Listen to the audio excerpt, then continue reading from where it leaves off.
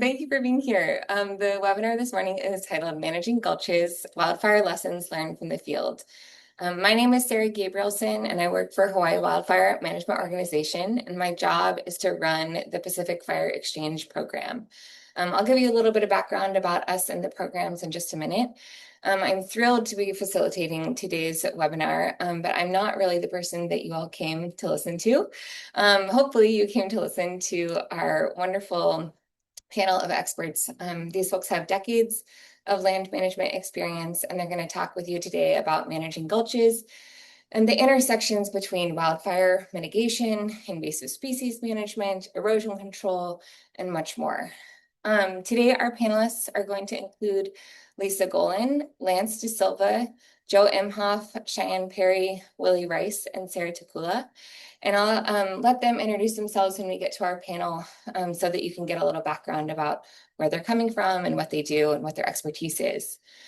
I also know that there are a ton of land managers on this call today, and you all bring valuable experience as well. So I'd invite you to add your name, organization, and where you're zooming in from to the chat so that we can get a sense of who our audience is and how we can best engage with you. Okay, to orient you, this webinar is really an introduction to the Pacific Fire Exchange's most recent products surrounding gulches. And today we'll be hearing from the experts that contributed to this effort. Our agenda includes a little bit of background about who we are, why these resources are focused on gulches. We'll have our panel discussion with our subject matter experts, and then some time at the end for kind of an open talk story and dialogue with all of you. I have been truly overwhelmed by the outpouring of interest in this webinar. I think it might be a record for our PFX webinar series. So I know that there is a lot of interest and engagement around this topic. We will do our best to balance the large audience, with that kind of more personal engagement and talk story framework. And we'll do our best to answer, I think, probably just a smattering of the wealth of questions and engagement. So please do use that chat as a way to also connect with each other and share resources as we go. We will keep all of our attendees muted for right now. If you have questions, comments, or ideas throughout this portion of the webinar, please put them in the chat. I would also ask that we stay very on topic to gulches and gulch management so that we can really make the best use of our panel today.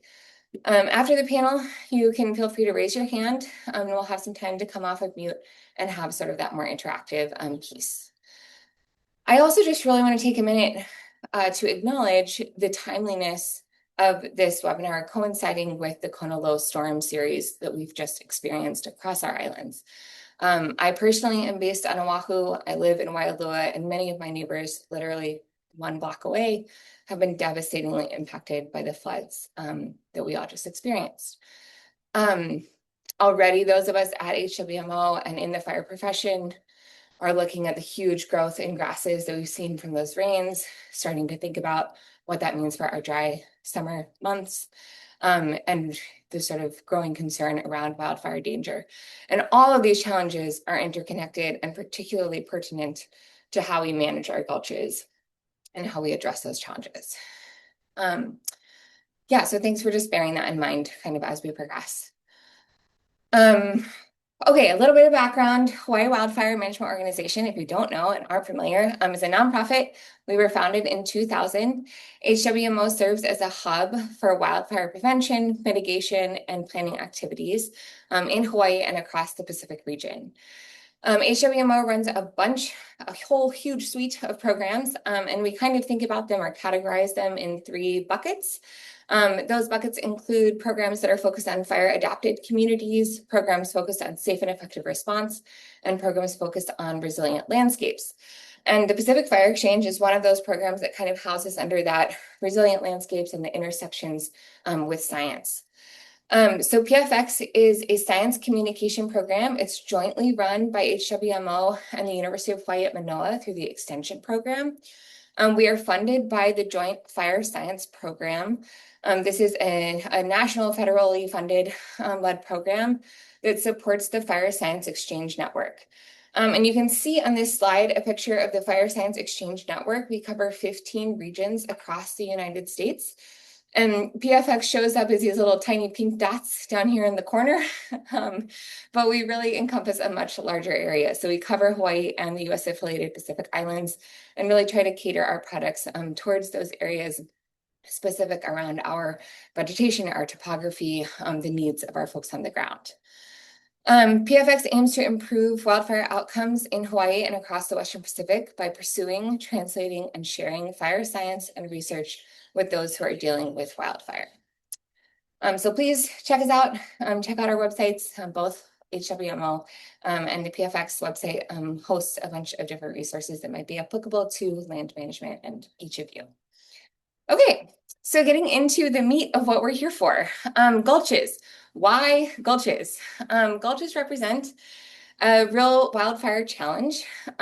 They are steep and diverse and very often filled with lots of invasive plants that are very often fire prone. They cover a huge portion of our landmass.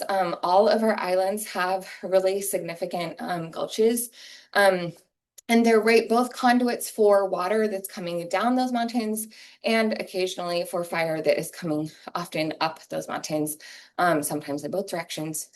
Fire spreads really easily in these gulches, and yet access for mitigation crews, access for response, access for any kind of management that we're doing is often very challenging. So we just are balancing these sort of sometimes at odds, challenges of erosion and flooding risks versus vegetation management and fuels management for wildfires. And this can also be complicated, right, by, again, that sort of access, that heavy equipment can worsen erosion, can damage cultural sites in these areas, and can make management very challenging. So at Hawaii Wildfire, and through the PFX program, which really tries to build relationships between practitioners and researchers, we kept hearing about this need for place-based guidance around balancing wildfire mitigation with these other challenges.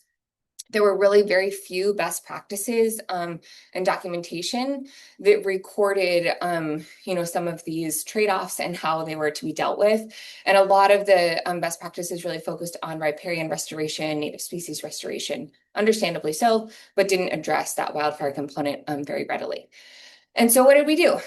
We conducted a bunch of interviews with the folks here today.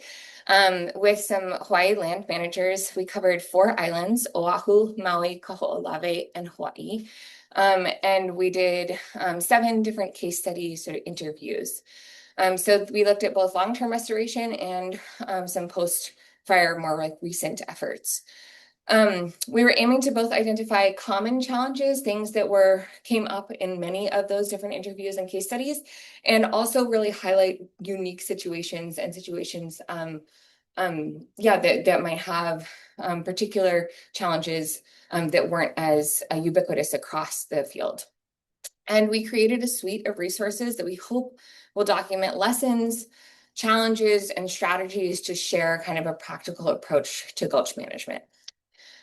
So here are the resources. The resources include an interview synthesis. That is that kind of like larger in-depth document that records so many rich pieces of information from each of our subject matter experts. I would really highly encourage you, especially if you are in land management, to check out that full document and really read through some of those lessons learned. Again, it covers 7 case studies from 4 different islands with really unique and varied landscapes. We then made a fact sheet that summarizes and distills down this huge wealth of information into a very small amount of space. We, try to sort of make it digestible content, and I really struggled with this process of like all the things that we had to cut out to sort of get down into that smaller distilled space. So please do check that out. But if you're intrigued at all about anything that you read, go ahead and look at that interview synthesis for more in depth. We are providing this webinar, and this is being recorded and will be available to look at, send to your colleagues, all of those things afterwards. And then we have a web page that I think was just stuck in the chat that hosts all of that. So right now the webinar click will not take you anywhere because you are currently within it, but we'll have that uploaded to the website right after this as well. Yeah, so please check out those resources. Let me know if you have questions. That's kind of it for my little spiel, and I just want to introduce our panel. Today we are going to hear from some of the subject matter experts that were interviewed for this project. Three folks actually couldn't make it today, so I just want to give a shout out to Paul Higashino, who works on Kaho'olawe, Yumi Kam, who works on the west side of Oahu, and Amy Suniyoshi, who also works on the west side of Oahu. They weren't able to be here, but they contributed to those interviews and case studies, and you can go ahead and look at some of their information as well. So I'm joined today by Lisa Golan, who was working for HWMO at the time and conducted these interviews. And our additional panelists, including Lance De Silva, Joe Imhoff, Cheyenne Perry, Willie Rice, and Sarah Tekula. We are so grateful that you're here to share all of your mana'o. If folks have questions during the panel discussion or thoughts that come up, please do add them to the chat. I will start off with a few questions for Lisa, and then we'll get into the rest of our panel. Okay, so hello, Lisa. Would you please introduce yourself and just give a little bit of background about the process for these interviews? Hi, I'm Lisa Golan, and it was a pleasure to work with PFX and be the interim coordinator for a little bit. Yeah, this was one of many projects offered, and I thought the most significant one. I did interviews, as you know, across the islands with whomever I could get a hold of, because I know you all are busy folks. And yeah, I did field and Zoom interviews, mostly field interviews, some of which lasted the entire day Great. as we went over the sites. And yeah, I'll just leave it at that. Great. Got to see some firsthand gulch management. Um, yeah, can you start out and just give me a little sense of what were some of the most like consistent themes that you heard as you went to all these really different islands, really different landscapes? What were some of those themes that kept coming up? Yeah, sure. As will come as no surprise to anyone in this webinar, there's no one size fits all solution. And given our orographic geography, our microclimates, our diverse topography and ecosystems, every gulch, gully, ravine has different conditions and requires unique approaches. So adaptive management is key. That said, there were some general themes. One being, don't bite off more than you can chew. Figure out what is effective at a small scale and then ramp up. Reflect and always have a long-term plan for maintenance. That was emphasized several times. Be selective with chemical treatments with the goal of gradually phasing out herbicides in favor of other techniques, such as establishing canopy to shade out grass fuels. The right plant for the right place. This is somewhat controversial, but the idealized goal of removing all non-natives and replacing them, non-native invasive fire-prone plants and replacing them with native plants isn't always feasible when considering harm reduction and variables such as erosion and flooding.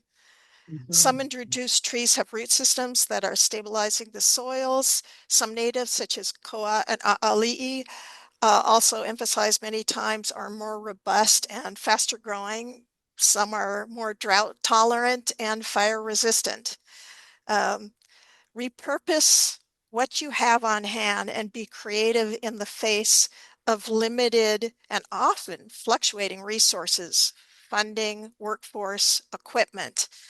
Put removed fire fuels to work on recovery, such as erosion control, mulching, nursing logs. Repurposing, this is something that I believe Amy said, who sadly couldn't be with us today.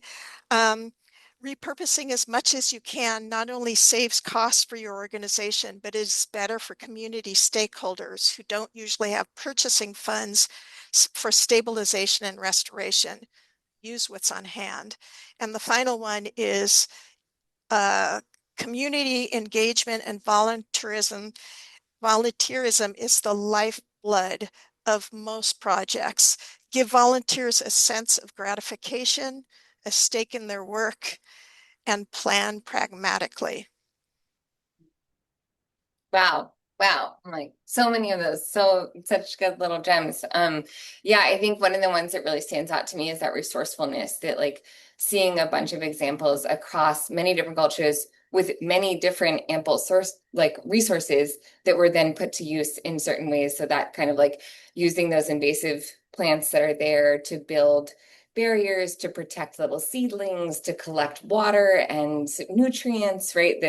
That happened in many different gulches, but each gulch, it was completely different species of invasive tree they were using, or it was a completely different resource that was abundant on that landscape that was put to work. And so kind of like these themes that came out, but then how that was actually put into practice really varied depending on what gulch or what island or what resource was available. Yeah, cool. Thank you so much for those. Okay, my next question for you is that you captured a lot of lessons learned, and a bunch of those included failures, things that we tried and did not work. Why was it important to include those in this kind of best practice compilation? Well, as the interviews and the report write-up progressed, I started to swap out the term best practices for lessons learned. Um, it is an iterative process, as all of you know.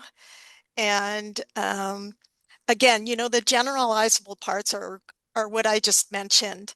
Uh, but every every manager I spoke to had examples of a lot of whoops along the way and how they solved certain problems. So let me give you a few examples. I'm Great. really sorry Paul Higashino couldn't be here today. He is a font of lessons learned, as I'm sure you can imagine on Kaho'olawe. Uh, it's certainly the most hard scrabble of the sites that I visited.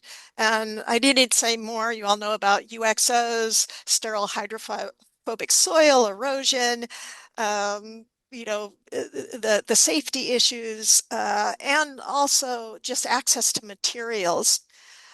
So this really calls for a high level of resourcefulness, ingenuity, and a toolkit of contingencies.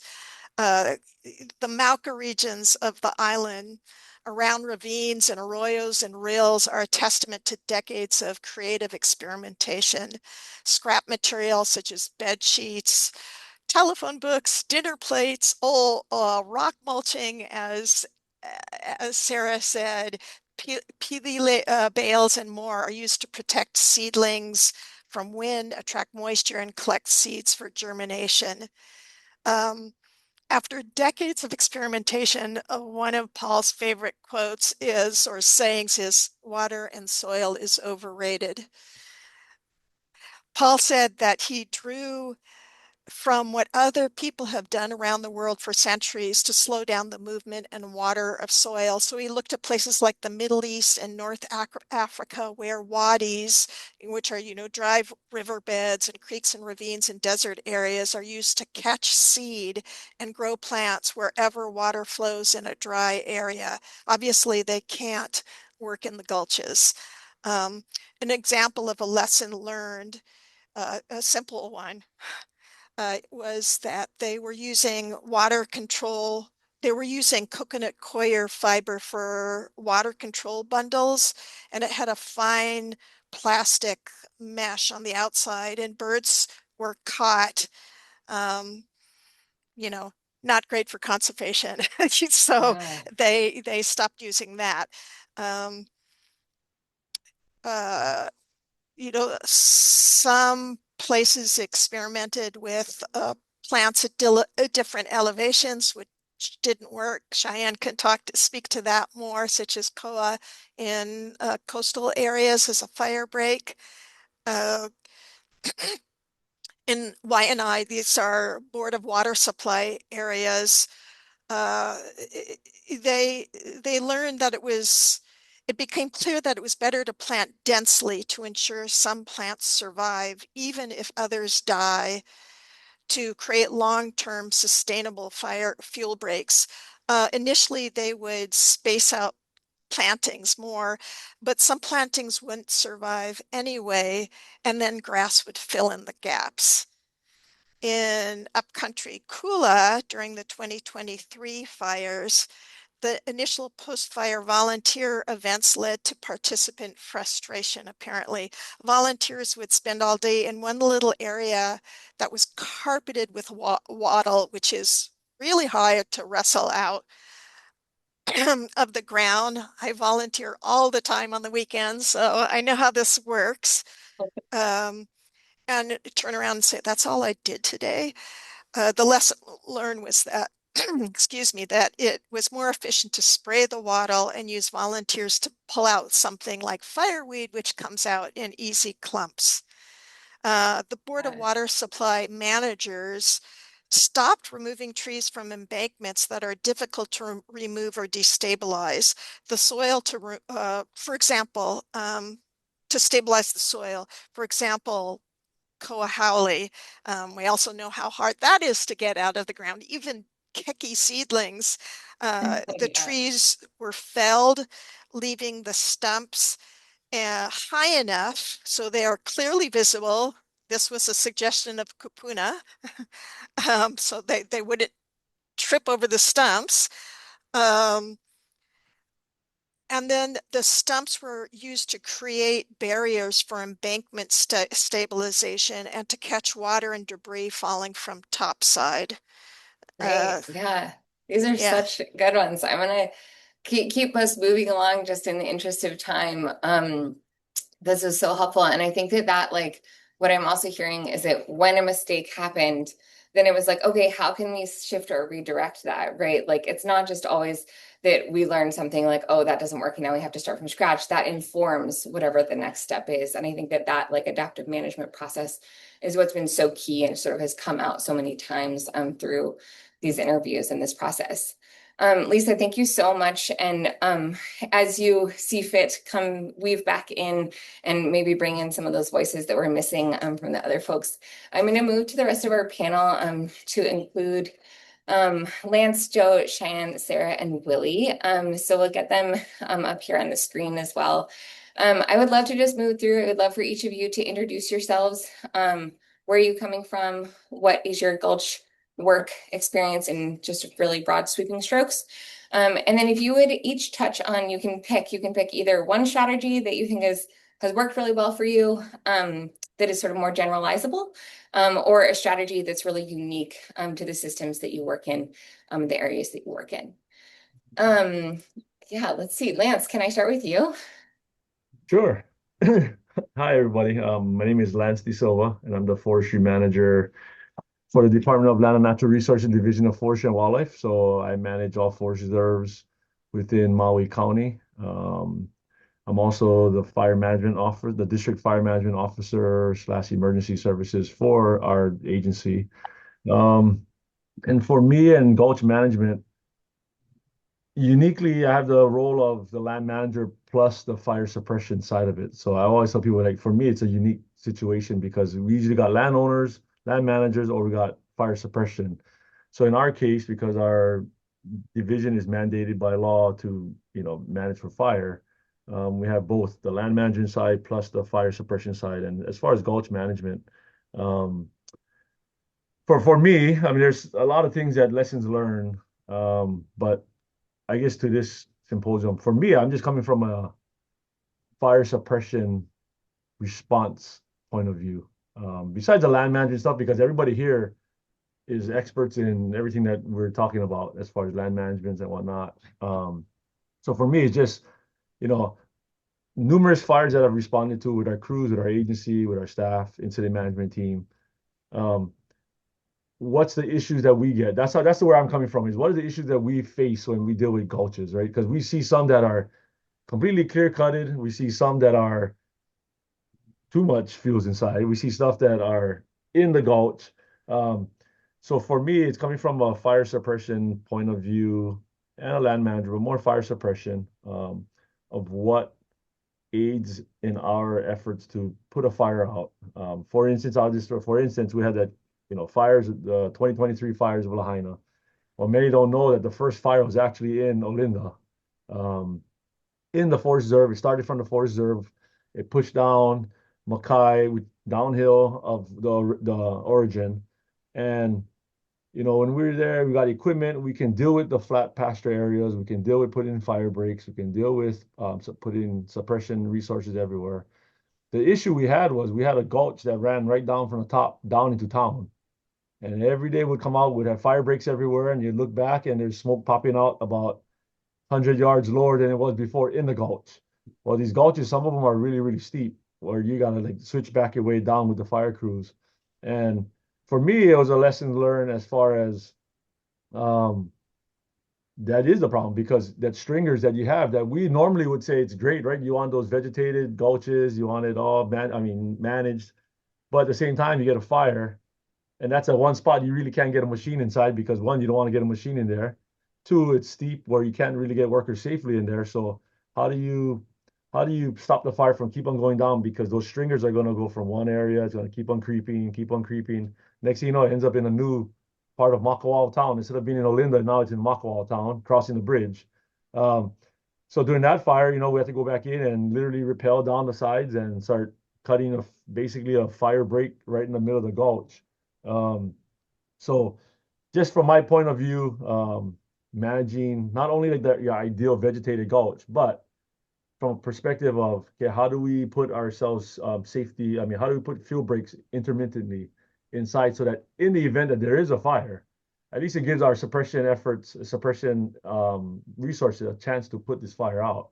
And that's just the component besides the land management side. That's kind of Yeah, great. lessons learned for me was the biggest was dealing with that with gulches. But sorry, kind of Thank rambled you. on, but No, that was I great. figure That's everybody great. And else I is coming think, from a land manager point like of you view. I'm said, also throwing the fire yeah, side of it. So exactly. We want to get that voice in there too. Yeah, wonderful. Thanks, Lance. Cheyenne, can I have you introduce and give us a unique or general lesson? Sure. Aloha. My name is Cheyenne Yapoperi. I'm the manager for the Mauna Kea Watershed Alliance. I wanted to set the context because it's very different from what Lance was just talking about.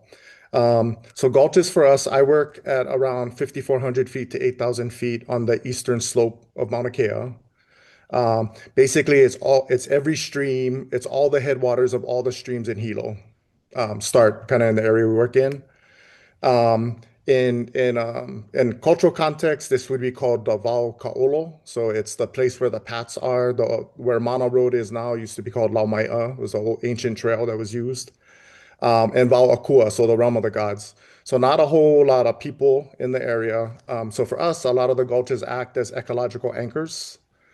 Um, they can include a lot of them contain native plants that we use as reference plants to figure out our restoration. Some of the plants that you find in there can be endangered and very rare.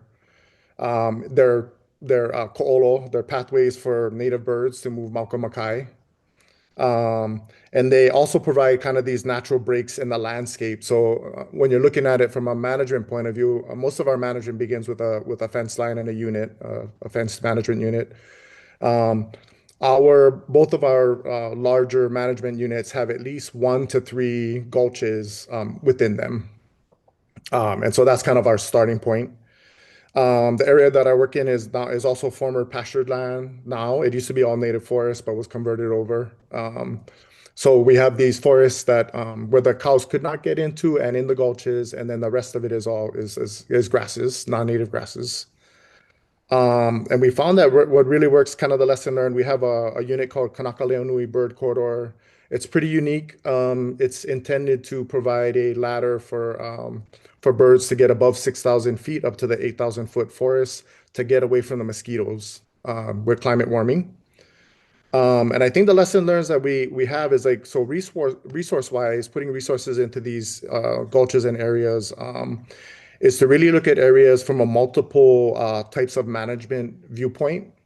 And so when we're looking at like the gulch that runs through Kanakalenui bird corridor is called Mauhi Gulch. It goes all the way down to the ocean. Um, but that particular gulch, we fenced that area about 500 acres. We started planting right along the gulch, and that was because of the benefit of the birds that kind of utilize the gulch to go Makai. We also manage fuel breaks within the gulch area, so that's also for fire. And then most recently, we got some funding to do native seed orchards. And so the intention of that is that we would have seed source, a protected area where we could have native seeds that we could collect from in the event there is a wildfire. We could do restoration efforts post fire. So really looking at it from that kind of that multiple use point of view. Yeah, Yeah, so that's kind of KBC. That's one of the areas we work in. But yeah, great. gulches for us, like they just have a lot of information for us to utilize for the restoration. Yeah, yeah, I love it that you bring into that kind of like legacy land history, what it was pre-contact and then also how it has transformed with cows and other things on the landscape and how we go about meshing kind of all of those intersecting needs and priorities together. Thanks, Cheyenne. Um, Joe, yeah, can I have you introduce yourself? And I don't know if you and Sarah want to tag team it or do individual, you can however you want. Aloha, everybody. I'm Joe Imhoff, and I'm the program manager for the Skyline Conservation Initiative. We have a 22-year restoration area on Pohaku Okala Gulch, which is upcountry Kula Maui. And we've been restoring an area that was formerly eucalyptus, very, very large scale eucalyptus forest on really steep slopes. I'm also a technical advisor to the Kula Community Watershed Alliance, but I'm here right now representing Skyline to just kind of discuss some of the lessons that we've learned over time. We've definitely had to build capacity in a significant way, not just from our own crew, but also our contractors, because the eucalyptus that we've been dealing with, they're very, very large. The biomass is very heavy. And it was a big challenge, but as we've been needing to get this work done, our contracted services have been building their own capacity. So now we actually have the ability to remove some of the heaviest wood that's growing in the gulches. And we have a pretty successful area on about 15 acres out of a 46-acre unit. We're about 80% finished with our fuels reduction and invasive species removal. We've also been building our own capacity by building a contracted service providing program for conservation programs because, there's a lot of work to do and sometimes not enough trained individuals to be able to do the work. We're working in the private sector. We're a contract for hire, which is great because we've supported federal, state, county, and private resources for conservation-related projects.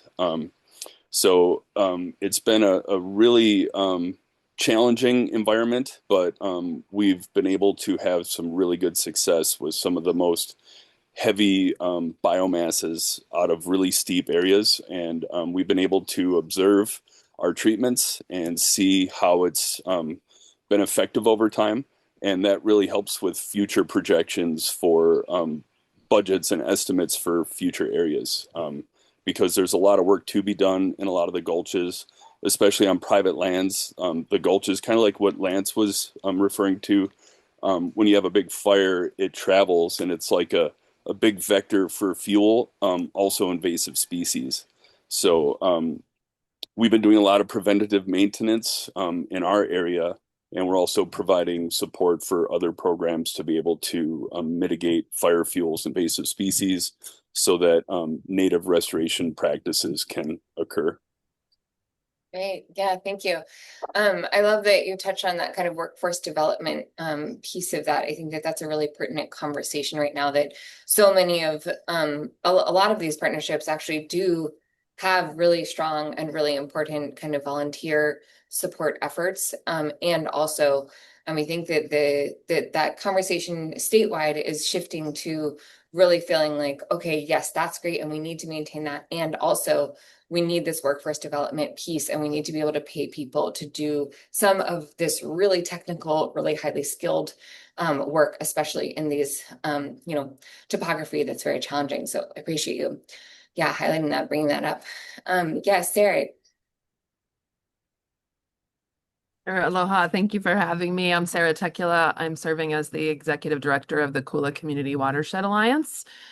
Reflecting back, I realized since 2015, I've been in one way or another working for an organization that manages gulch front landscape. So both in the windward side and the leeward, and kind of where we are right now, which is sort of Mesic, or where the two kind of meet in this part of Kula. So closely watching how gulches behave, how people behave towards gulches. And it's been, kind of heartbreaking to see such an important part of our watershed system neglected. I'm just going to go out there and say it. So to me, when the fire happened in Upper Kula in 2023, and I had the opportunity to jump in and help with the post-wildfire, sort of thinking about wildfire mitigation, but also the immediate of what happens when a gulch isn't managed and it burns down to dust. And to me, it was an easy thing to jump into because it had kind of frustrated me for so long of how the gulches can be neglected. I see them as the feminine on the landscape. It's the life force. It's where water is held. It's where life springs from. And so I take it personal. But KCWA works, our organization works in a post-wildfire wattle-dominated gulch system across 71 different parcels. Many of them are small, kind of neighborhood development parcels where landowners, their homes are built on the ridge, but they own all the way to the center line of the gulch down below. And many of them can't reach their land down there safely, or they can't afford to pay someone. And so a very unique set of challenges there, right? Because it's not just one parcel. No gulches are just one parcel, and maybe there's a few places on the island where it's the same landowner, Maukana Makai, but usually the partnership piece is really important across boundary. So our approach, we're reducing that invasive regrowth that inevitably comes after wildfire. In our case, a wattle-dominated gulch system means wattle's going to come back tenfold. So we knew that right away, that we were staring at not only an erosion problem, but an invasive species flush nightmare. So as much as we can, we're using that material on site. I really liked what Lisa cited from, I think it was Anne or Amy, that, you use what get. We're on an island, right? So using all that material, not necessarily pulling it all out of the ground. You don't want to leave a gulch barren with no vegetation. No, so we work with it. For example, the wattle, we've allowed to regrow to a certain extent before it goes to seed, before it becomes super heavy, woody material that's hard to manage. And then we use that material that we cut down as mulch, as log erosion barriers, yes, we make wattles. Ha ha ha. It's a little inside joke with special effects. So we're using what get in that destabilized landscape, but we're also thinking about what needs to be here next, right? I think that's a really important, when you're in post-wildfire, you've lost all your vegetation. At least in our case, it was nothing but soil that didn't even have life in it anymore. So we've got to think about, okay, sure, we don't want the wattle to return, but what is going to be here? We're not going to have a cleared gulch. That is not a healthy gulch. A healthy gulch is alive, right? Like I just was saying before, we need to not neglect them.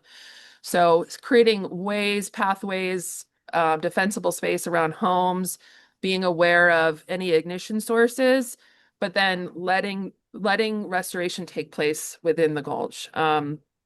So that's kind of our unique take, is because we're working in this, post-wildfire landscape, our focus can't just be about reducing the risk. We have to prevent the next cycle of more aggressive fire-adapted species that are showing up and focus on restoring a functional waterhead, like a segment of the functional watershed. Obviously, we're not doing the whole thing, Malcolm Mackay, but the part that we can impact, we want to make sure is stable, is absorbing water, not just sheeting off water, that's slowing down water, not speeding it up, and that's keeping our neighborhoods safe that are built along these ridges. So, and especially after a wildfire, these systems that I'm talking about, they're at a tipping point, right? Where if you were to leave it alone, it would be 1,000 times worse. So it's all hands on deck. You can't just say, I'll let it grow back. Like other places that don't have the invasive issues and the deer issues. I want to bring up deer because that's a big part of our challenge in Kula. You can't just set it and forget it. You have to actively manage, right? And in our case, across all of these different landowners, which is why we had to form an alliance. There was no way to do this without an alliance of all of the landowners on board with us. So that's why I'll leave it at here. Happy to be here. Thanks for having me. Yeah, absolutely. Yeah, I love that perspective. Like I can see it, right, of those strips of land that go from up all the way down into the gulch and end right at that midline. And then we have those going, up the entire gulch. And so really thinking about what that connectivity is, how we create those alliances, how we create those partnerships to make sure that all these folks are working in tandem. Willie, I'm going to end on you. Can you give me a little background and where you're coming from? Sure, aloha. I'm in Kealakekua, everyone. I work at Kealakekua Mountain Reserve. My landscape here that I work on currently is void of any gulch, but I still have lots of wildfire potential problems. A lot of the issues that I covered that we talked about with Lisa were from previous work experience in the Kauai High area of the Big Island, Pelikane Bay watershed, and managing small restoration sites there that incorporated gulches along the side, and whatnot. But those areas are, I'm looking at this group, but there's 100+ people on this webinar, and I couldn't imagine the questions that you guys have.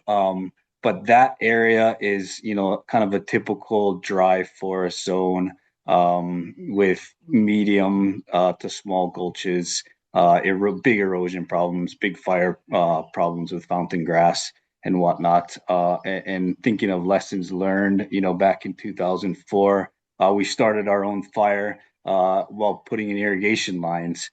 So you learn as you go, for sure, along the way. But I think one of the biggest things that I'd like to impart on being such a diverse group and so many little questions I'm sure that are out there is from a land management perspective of making sure you are allocating resources correctly by identifying what you're doing on any one piece of land. So whether it's an acre or a square foot of land, getting on your GIS and knowing what that piece of land is managed for. So considering gulches, you've got a road to get your gulch. Maybe it's a fire break. Maybe it can't be used as a fire break. Within your gulch there, if it's super steep, you can't do the weeding and invasive species control. A lot of these other things that other people have brought up, management things. So you've really got to get on the GIS so you don't waste your resources and you know what you can do on any 1 acre, and then you implement from there.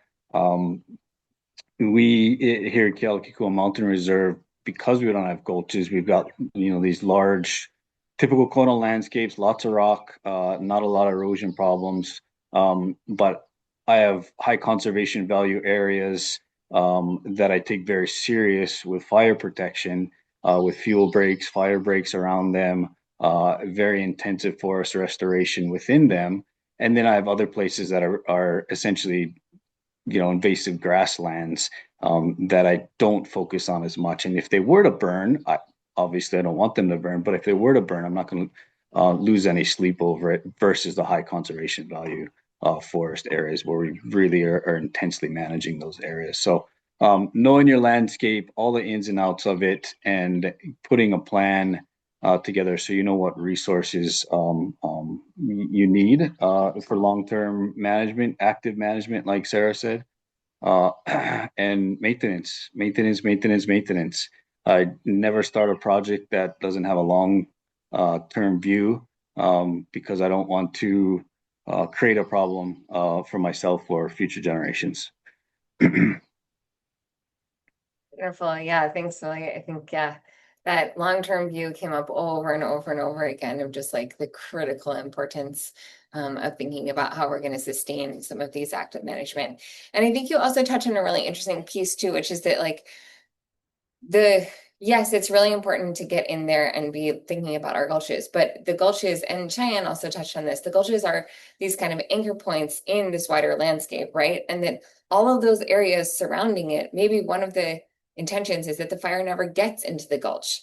And so managing those areas that are those upper lands and thinking about that critically when we're thinking about gulches and how those landscapes are bleeding together and influencing one another, I think it's a really important layer of that came out in a lot of the interviews too, of like, yes, we're talking about gulches, but we're also talking about those slopes that are above that and around that, and these more maybe accessible areas that we can do a lot of active management and even support our gulches within that. Okay, I want to open it up to our audience members. If there are questions in the audience, you are welcome to go ahead and raise your hand. I think it looks like most of the questions that have been put in the chat so far have been addressed. Thank you, panelists, for those of you that are responding and talking to folks that are in the chat. And we did also get a bunch of questions from our registrations. Yeah, I already see him. So we're going to start with some of our live participants, and then we'll bounce to some of our registration questions as well. Margaret, would you go ahead and unmute yourself and ask your question? Was that, did you say Margaret? Yeah, Yep. okay. Okay, just in terms of gulches, I mean, I'm looking at them, I'm an attorney, and gulches in terms of flooding. So I was also sort of interested in how management, whether it's the county level and what responsibility they have. What I understand, you all are non-profit organizations generally, or government or groups, but and doing things like where you're landowners, where the flooding is wiping out their property or doing things and causing damages. And yet, the municipality sort of said, well, we don't have any responsibility, even if it's coming out of county roads or county gulches, and just not wanting to do any maintenance along. I see it where they're overtopping onto county roads and that. So I just found it interesting and sort of looking at, government responsibilities, setting or community organizations, or so that it's not really comes down to harm to the individual. And then whether, like right now, I think at Oahu, they're having if you got damage during the flood, that you can come in and ask for some stipend or something, but not doing the precautionary actions, such as when you say maintenance. Yeah. I just see everybody sort of throwing their hands up, and then we have a disaster, and then it's to Yeah. what extent the government helps. So on the wrong end, and I think, yeah, can I summarize here? I just wanted to make sure that the question Yeah. gets kind of directed. So thinking about these kind of jurisdictional challenges, how the county can step in, how the state can step in, what sort of the roles are versus some of our nonprofit partners. Yeah, Lance, can I pitch it to you as some of our state representative side of that? Yeah. So to a certain extent, depend on we talk about jurisdiction. right? There's state agencies that own certain gulches. There's properties that run into private properties. So Hawaii is unique, right? Because it goes through private properties, counties, state properties. So going back to that point of it seems like everybody's passing the buck to the next person. I mean, in reality, that's what happens, right? Because everybody, it's not like the government owns all streamways or all corridors. That's the difference between some other places in the United States, right? Some places you got the government that owns right of ways right through every tributary, every stream. Hawaii is a little bit different. It's basically whoever owns the property is responsible technically for their section of gulch.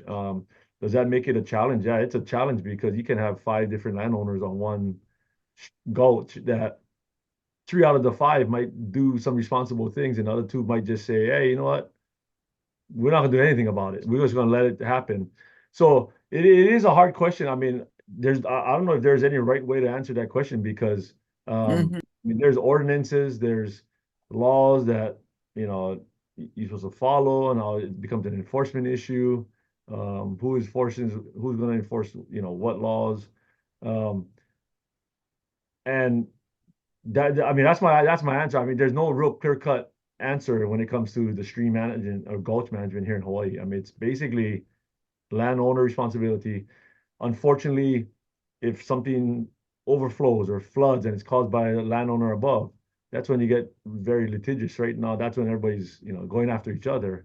Um, I do think with all what's been going on with the Kona storms and even before this, I know from a government, for our point of view, we're trying to do more in our gulches.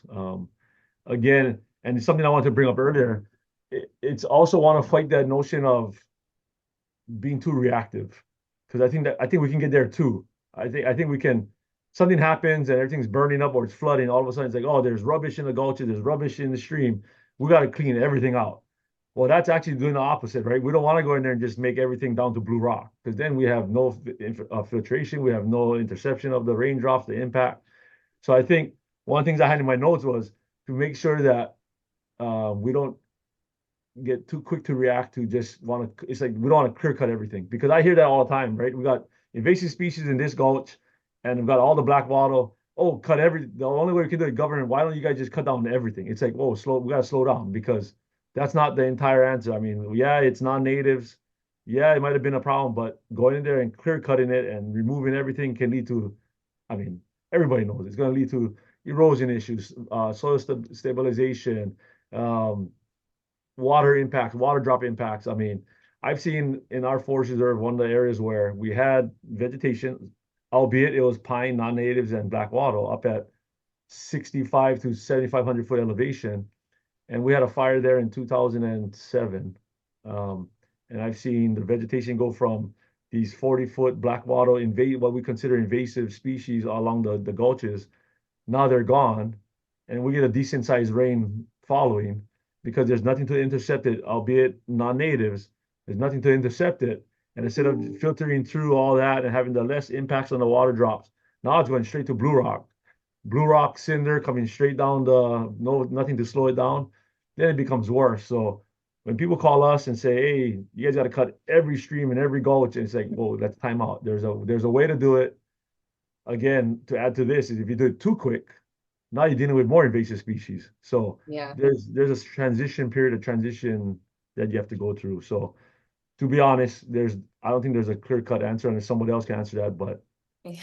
everybody owns their Yeah, property, and we can only enforce what we can enforce on our own properties, and yeah, I just help encourage like what Sarah guys are doing. Right, they belong to an alliance, is to help yeah, encourage and build partnerships to have these groups all work together so that 5 owners or 10 owners can all work together to make it right rather than Yes. one.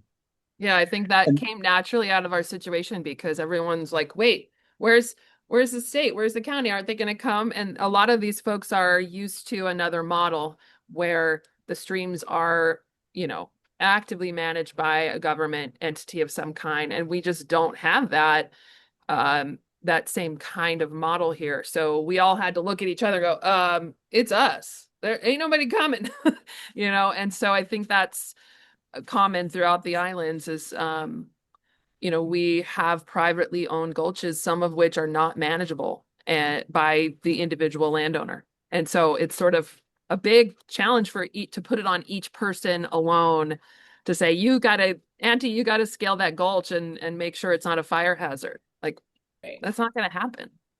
Yeah, I think the watershed alliances throughout the state are critical to helping in this problem. And definitely it's not all on Lance and Dolfa's shoulders by any means, but it's for some reason gets placed there.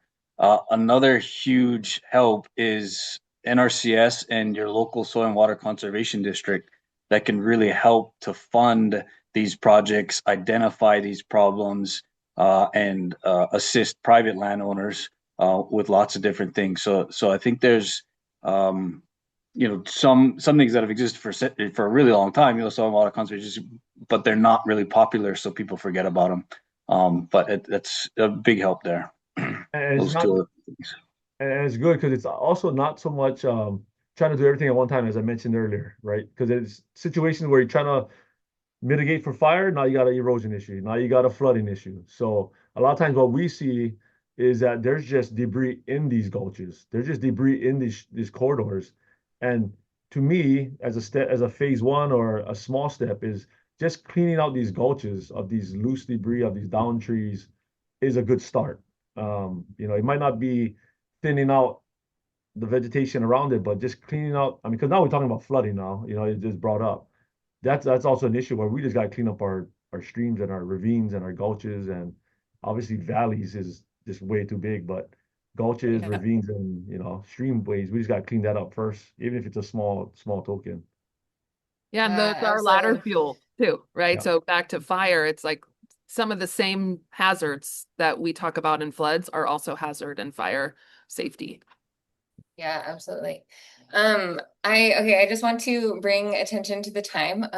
We are running out of time here. And there's been some other really great questions that have come up in the chat that I think there's a lot of information in some of these resources. So I would especially point you to the interview synthesis, which you can even search for keywords.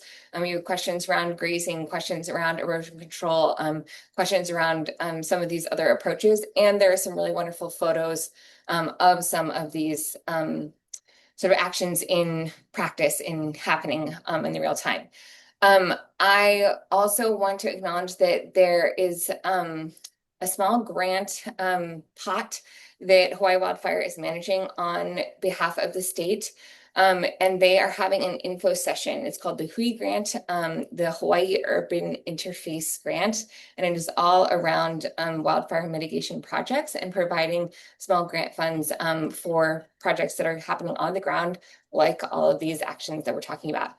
So they have an info session that's going on just in another Zoom room. I'll have Melissa paste in that chat for the HUI grant info session. If you want to hop over there to hear about some funding and opportunities that are happening on that side, would love to invite you to do so. Panelists, do you want to take the last raised hand question? Do you have a couple of minutes? Do you need to hop off right at time? How are we doing?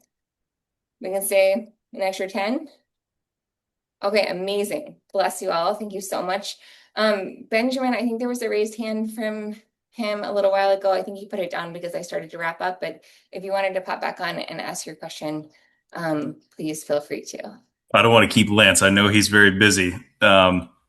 It's something that had been coming up a lot in the chat as well. And it's something that I wanted to put to the group, kind of get a consensus perspective is if they think there's enough native seed capacity to sufficiently revegetate the areas being managed, do they struggle for enough native seeds or seeds of the right ecotype for those areas? And do they think that's something that the state could help in investing a little bit more in? I can jump on from our state's point of view. Thanks, Lance. Yeah, no problem. So we've actually invested some infrastructure here at our base yard in Kahului. This is just for our Kahului office. We have a seed storage facility that we created.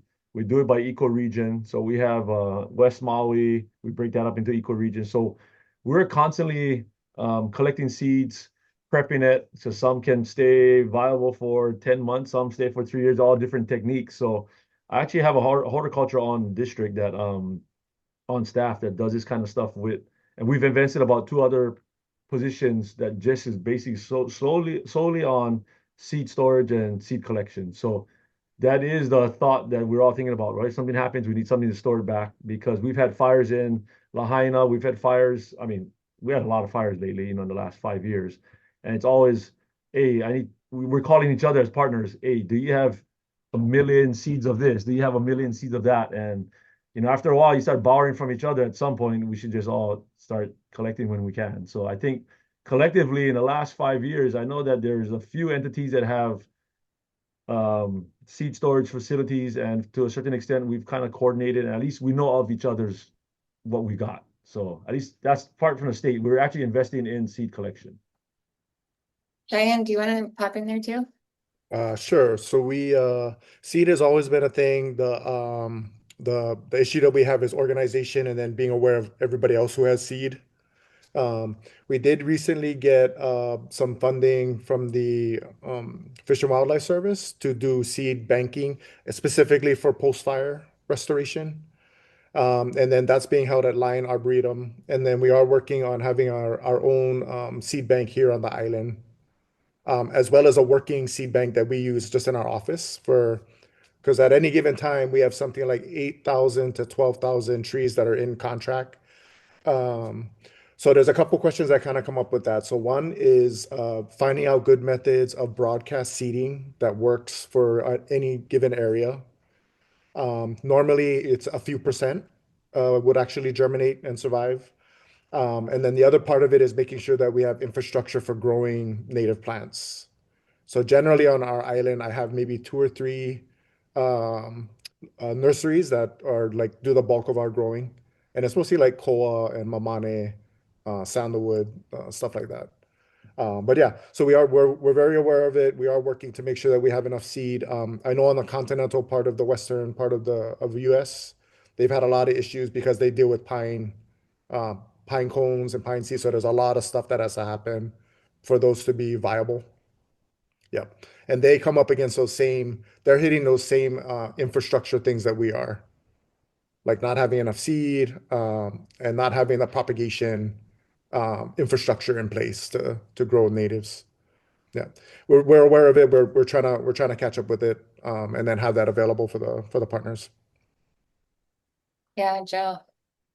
I believe that establishing localized seed orchards in easily accessible areas is really important as well, because there's a lot of microclimates throughout the Hawaiian Islands, and what we've been doing, like at the Skyline site, we've been collecting seeds from Haleakala Ranch and all the gullies where there's still remnant wild plants growing.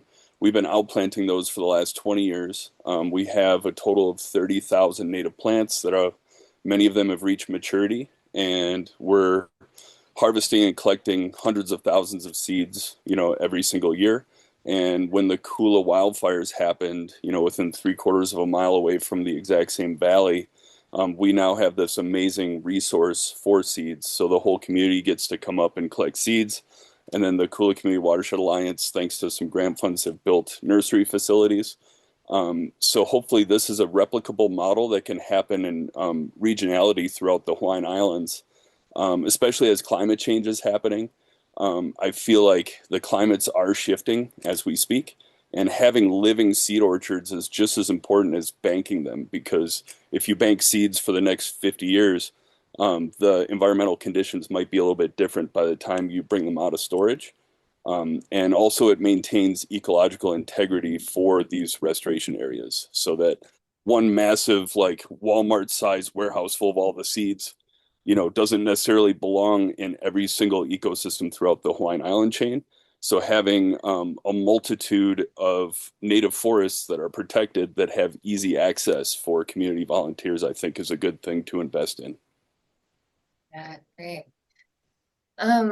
Thank you so much. That was actually kind of a fun question to end on, because I think it also leads into my sort of like final little wrap-up question for our panelists, which I just like to leave on sort of a message of hope. And so I'm curious as to like what gives you hope right now working in Gulches in this space. And if we could just do a little, I don't know, round robin popcorn I'd love to leave on that note. Yeah, Sarah. Just a brief story that gave us a lot of hope in Kula. You know, we saw such a heavy duty fire in our gulch. We lost a lot of homes as a result. And, you know, it looked like there was no life left in Poakokala and Palehu Gulch.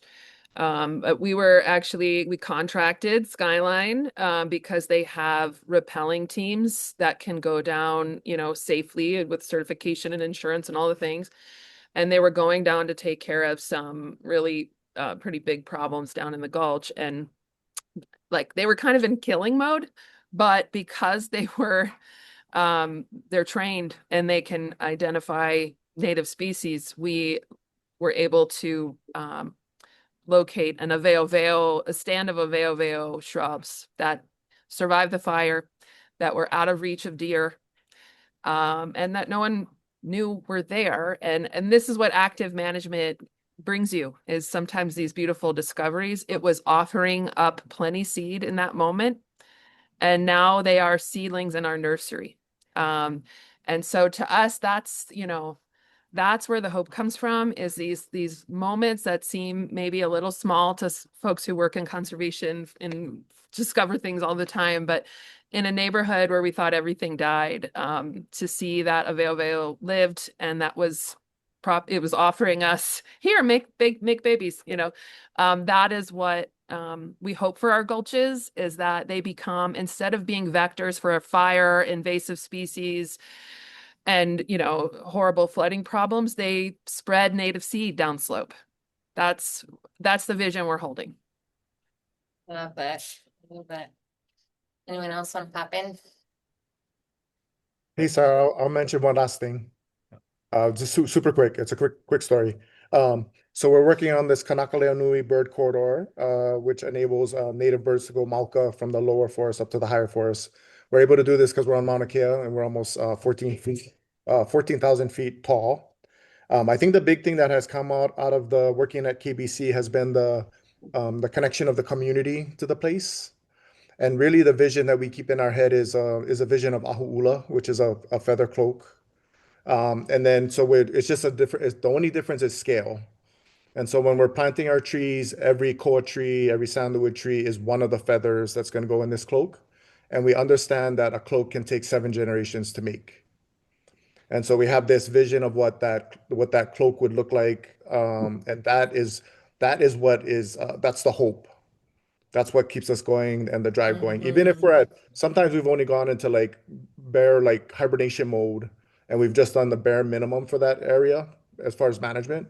But there are, it's an ebb and flow thing. And so just keep the vision in your mind and keep working on it. And, maybe you won't be there when it happens, but generations down the line, it does make a difference. All right. Thank you. I love that. And I was thinking that with Chaya, as far as we can't fix it all at one time, right? All this happened for thousands of years. Whatever has happened, right? Nature's gonna do its thing. Nature's gonna come down those gulches. But we always have this negative connotation of gulches, right? But piecemealing it, doing slowly what we can do segment at a time. And I think I have to for me, I'm always like a go-getter. Hey, you gotta do all this one time. I've had to really sit back and tell myself, hey, slow it down, because if you can only do this section that's only a half a mile, if you do enough of these smaller projects and enough people in the community or landowners do enough of these smaller, even if it's 100 yards of stabilization, at some point, it's going to be better than it was before, regardless. However we found it now, we have to make it better. And if it's only 20% better, that's 20% better than what we found it before. So I had to, for me, I had to really, really convince myself, hey, we don't need to do it all at once. We can't. Let's do it in partnership. Let's do it in segments, and do what we can do when we can do it. At the end of the day, we need money for it. At the end of the day, we need money and love. And the love, we can all put the love into it. Yeah. But we can't always put the money into it. So yeah. That's my leaving note too. The inspiration right now is the green fee, right? With the funding that's been thrown in the blender, the last couple of years, there's this green fee thing that hopefully, is able to help a lot more projects, sustain projects, look for the long term. So I think it's really hopeful. Working here on private land, we rely a lot on this funding, types of funding to get our projects done. And if it's not there, we lost a lot of things the last couple of years, but now a little bit of hope with that green fee. Yeah, absolutely. And I have a little bit of hope too, to kind of tail off of what Lance said, definitely to take over manageable spaces. I always feel like what we've been doing at the Skyline site is like polishing a gemstone because we're putting so much resources into one 15-acre area. But now it's this replicable model and it's being grown at landscape scale. And what really gives me hope is the awareness that like Zoom meetings like this are happening and so many people are signing in to listen to this today. But also the resources that are coming on board. Unfortunately, like in the Kula situation, it took a horrible wildfire event that got the whole community engaged, and there's more funding going to this one gulch than has ever been available in history. And we're trying to maximize this moment in time and to bring as many resources to do this as we can. And the hope is that we can do this kind of work in other valleys as well before the next fire happens. So I think there's awareness and there's capacity. There's now contractors, private contractors who can do the hardest work that you could ever have to do in a gulch. It's just a matter of writing out the budget, doing the fundraising, and just putting it on the calendar. But the solution is there, and it's happening as we speak. It's just a matter of finding the best people that are doing the good work and building their capacity so that we can extend it throughout the whole entire state, really. Wonderful. Oh, you all, thank you so much. So, yeah, Lisa, do you want to add anything before we go? I'll make it as brief as I can. I just want to Okay. thank Cheyenne for sharing the Olelo no Awa. I was hoping you would say something about that. And as somebody who my work, especially a project like this, is also my play, and that I take a busman's holiday after work and over the weekends, and that I do I help out with a lot of restoration, invasive species projects as a volunteer. And what I have seen over the decades is really quite remarkable. And and what you said about the birds coming back in the KBC, I've seen this over 30 years, little scruffy patches of land that have been restored most beautifully. And that federal money, which is now at stake. I'm just going to end it with, on a Sunday, I was at a volunteer event at, on Oahu. And I asked the leader of the event, are you concerned about losing federal monies and what's happening? And he basically said, Lisa, look around you. Here we are, on a Sunday with like 28 people helping, collect seed and pull invasives. So I'd like to end on that note. Yeah, stay engaged. Yeah. Well, you all, thank you so much. Thank you to our panelists. Thank you for the still 60 folks that are on this call. Really appreciate you all sticking with and giving us a little bit of extra time this morning. Please, again, check out the resources. They're in the chat. Check out the interview synthesis. Read more of this brilliant mana'o that these folks have shared with us today. Let me know if you have questions, if you have comments. We will save the chat. I know we only got to just scratch the barely surface of a lot of questions that are coming in. And we just encourage you all to take advantage of some of these resources that we've put together. So thank you all. Thank you for your time and have a great rest of your Thursday.